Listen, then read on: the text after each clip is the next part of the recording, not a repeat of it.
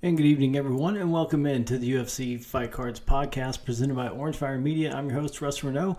Thanks for joining us here on a Monday night. Sorry that we're coming to you a little bit late, later than we're normally used to. Had a few things going on this weekend, weren't able to get into the studio and knock this one out, but we are here now, and we're going to wrap up from Fight Night 2 nights ago on Saturday night. And then we're going to get into our big UFC 303 preview. So we'll be looking at a few new things that we haven't shown in a while here on the show. So we'll look at those cards now that we have a couple of more fights announced. And so we'll kind of look at some of the people who we have cards of and some of those announcements that were made this week. So with UFC 303 coming up, I just want to let you know that we will be coming to you live during the main event on Saturday night between Yuri Prochazka and Alex Pereira. So we will be here. We can't show you anything. We can't listen in either. So it'll just be me giving play-by-play and live coverage. So if you're not able to buy the fight and you're not able to watch it, then I will have coverage for you. So went really well last time. Loved doing it. So I'll just be sitting here watching right here on this TV right behind me. And so yeah, I hope you can join us this weekend. So make sure you subscribe so that you don't miss that you'll know when we go live every time. So yeah, let's get into it this weekend. What a great card from Saudi Arabia. First time UFC's gone there. So Saturday afternoon into the evening. And we had a great main event for Bobby Knuckles, number 3 ranked middleweight in the world. Robert Whittaker defeating Ikram Aliskerov. Late, entry into that. So taking that fight on short notice. Aliskerov came in, got knocked out in the first round, and Whittaker looked awesome. We're disappointed because we didn't get to see Khamzat Chimaev, but he's dealing with his issues with illnesses and those things, and it really putting Khamzat's career kind of in limbo right now. So there's talk that Khamzat's considered retiring. So I don't know. It's all up in the air, but a lot of hype around Khamzat, well deserved, but. The guy just hasn't made it into the octagon consistently for a while, so kind of scary there. But Robert Whittaker just making a name for himself, setting up maybe. We'll talk about it a little bit later, but I know Sean Strickland wants to hold out for a title fight, but this may just be something that needs to happen in the meantime and kind of set up what's going to happen after one of these main events we're going to talk about here in a little bit. So another big surprise, heavyweight division, number 5 Alexander Volkov defeating Sergey Pavlovich, number 3 ranked heavyweight by unanimous decision. Pavlovich looked unstoppable, and they're talking about that. John Jones just needs to stay retired. Got the belt from Cyril Gane, got injured, and just say, hey, Sergey Pavlovich, he's a killer. John, you got the second belt, so just call it a day and head out. But he just hasn't looked the same since Tom Aspinall ran through him. So it's second straight loss for a guy who looked like a menace. And Alexander Volkov, hats off to him getting it done. So just putting himself in a position that if Curtis Blades doesn't defeat Tom Aspinall, or if he does, that Volkov's right there next in line for the interim or the undisputed champion, just depending on how things go over the next few months. If John Jones actually does end up fighting Stipe Miocic, or if he stays active or retires, who knows? That's always one of those things we could talk about all day, but we're not going to, because it's not what I do. I don't like to speculate. That's why I didn't like talking about Conor McGregor and Michael Chandler before that was even inked for UFC 303, because I knew there was a chance that what actually did happen would happen. Now we don't have that fight next weekend. So yeah, I don't like to speculate too much on John Jones, because there's just so many question marks. So we had another middleweight matchup, a good one. Kelvin Gastelum dealing with some weight issues. He defeats Daniel Rodriguez, unanimous decision. Then we got Shar Magomedov defeating Antonio Tricoli, third round TKO. Magomedov, we heard Dana White talk about this, is they're going to have to find some places overseas for this guy to continue fighting, because he thinks with that eye condition that he has, that no one in the U.S. is going to clear him to fight. But, obviously did a great job on Saturday, and we'll see what happens going forward. It's just going to be hard to navigate. So we close out the main card with, one of the big stories of the night, and kind of a shocker. Number 9 Volkan Ozdemir defeating number 7 Johnny Walker, first round knockout in the light heavyweight division. Ozdemir, you see right over my shoulder there that I was at the UFC 220 when he just got dominated in the co-main event in a light heavyweight title fight against Daniel Cormier. Just wasn't even close, and that it set up that fight between Cormier and Stipe, later on. Ozdemir was just kind of a footnote, but he's looked good lately. He looked really good, come back, and just kind of making his way up that light heavyweight division, which, has been so up in the air for so long since Daniel Cormier. So anything could happen. Anything could happen. Especially with what's going on next weekend. If Yuri takes that belt off Pereira, who knows? Just everything's going to be thrown up in the air. Obviously, you're going to have to run that one back for the trilogy, but, man, just what a crazy division. And, people want consistency. Yeah, I don't. I like chaos in these divisions. I like seeing new champions. So just my 2 cents worth. I would like to see my guy. I'd like to see Tom Aspinall be champion until he decides to hang it up. But, that's a different story when you've got a rooting interest in some people. Not a whole lot the rest of the way down. One I said, 2 weeks ago, one thing I was really looking forward to is Renat Fakhretdinov taking on Nicholas Dalby. Just see how he came back. He did get the win, but a split decision, so it looked okay. At least got the decision, but just not as dominant as we had thought. He's got a lot to work on going forward. So let's go ahead and get into what is coming up. We will take a look at the schedule here coming up for the UFC.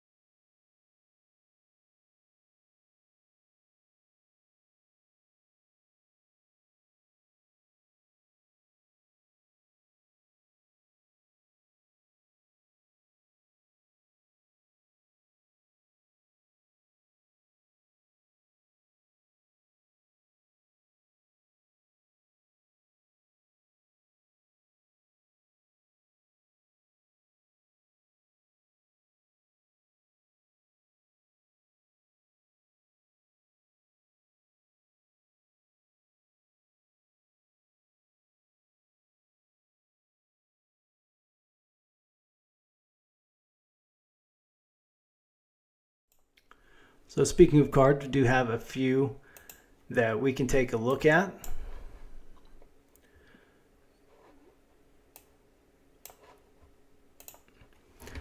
So with that announcement of Israel Adesanya and Dracus du Plessis, so we do have, we're waiting on the Izzy auto. So we sent in this redemption a while back. I got an email the other day, and I may have to give up on this one at some point, maybe next time I get the email. So it should be about 3 months from now. But wanted to hold on to this because it had these other two numbered cards of Izzy. So waiting on the auto redemption there. That is a champion throwback signatures. Nothing numbered there. But we've got the orange, which is numbered to 99. This is from 2023 Prism.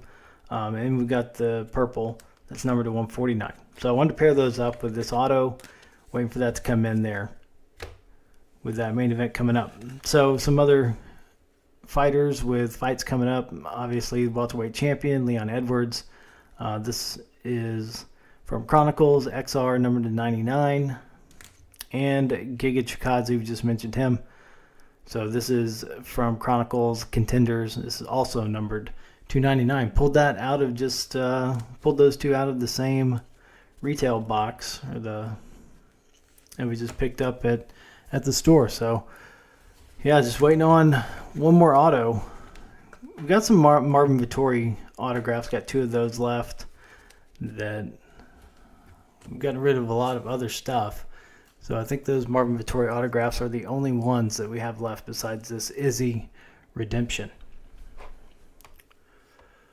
So that is our show for this Monday night. We wanted to get in here and do something quick because we're going to have a huge weekend this coming weekend. But since I was out on Saturday and yesterday and couldn't get in here to the studio, that wanted to make sure that we got this week's show in and that we could talk about UFC 303 coming up. So if you've stuck with us, just make sure that you come back this weekend if you can't watch the fight, because I will be bringing it to you live, giving you live updates, let everybody that just can't watch it for whatever reason, that there will be an outlet for them to know what happens when it happens. I will be talking about it as it happens. So just come here, the UFC Fight Cards podcast, right here on YouTube, and then we put everything on the audio platforms, so you can find us on any podcast platform right after the show. Spotify usually takes till the next day, but we run everything on the audio platform, so you can subscribe to us wherever you get your podcast, and you can catch us here every week. We do this right after the fights, usually every Saturday, and right after the UFC events. And when they take off, we take off. But we're here right after the events for the instant reactions. Just had a little bit of a delay this weekend with being out.